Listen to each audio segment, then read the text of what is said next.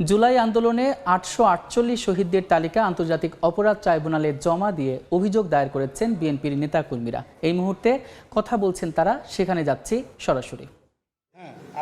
বিভিন্ন পদে আছে তারা সমর্থক। হ্যাঁ,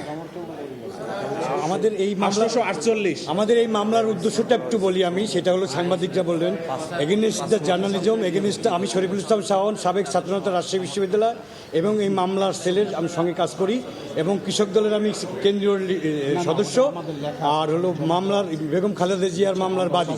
আমি যেটা বলতেছি, এগেইনস্ট দ্য জুরিসপ্রুডেন্স এবং জার্নালিজমের যে ভাষাগুলো ব্যবহার হয় না, এগেইনস্ট দ্য হিউম্যান রাইটস যে সমস্ত কাজগুলো করা হয়েছে। আপনাদের একটা তথ্য আমি শেয়ার করতে চাই, সেটা হলো যে পুলিশে 2,60,000 থেকে 2,70,000 সদস্য আছে, কনস্টেবল থেকে আইজি পর্যন্ত।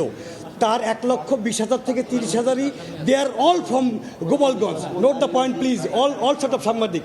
এখানে যে ব্রুটালিটি হয়েছে, জেনোসাইড হয়েছে, যে মার্ডার হয়েছে, শেখ হাসিনা ফ্যাসিজমের নিকৃষ্টতম ফ্যাসিজম যে এস্টাবলিশ করেছে, আমরা এই শেখ হাসিনার এই নিষ্ঠুরতম হত্যাকাণ্ডের বিচার চাই।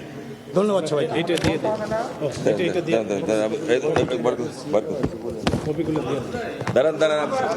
আপনাদেরকে কপি দিচ্ছি।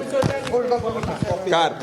আমি মোহাম্মদ সালাউদ্দিন খান, মামলা ও তথ্য প্রধান সমন্বয়ক এবং বিএনপির বাংলাদেশ জাতীয়তাবাদী কৃষক দলের আপনার কেন্দ্রীয় কমিটির সদস্য, এবং আমি পাবনা জেলা সাথিয়া উপজেলার বিএনপির সাধারণ সম্পাদক, এবং 11 বছর ধরে আমি এই মামলা নিয়ে কাজ করছি।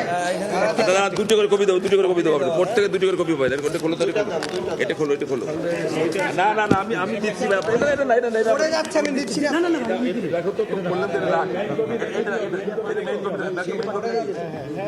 আপনাদেরকে আমি দিচ্ছি। আপনারা 2 টাকা করে কপি পাবেন, প্রত্যেকের বিষয় 2 টাকা কপি পাবেন।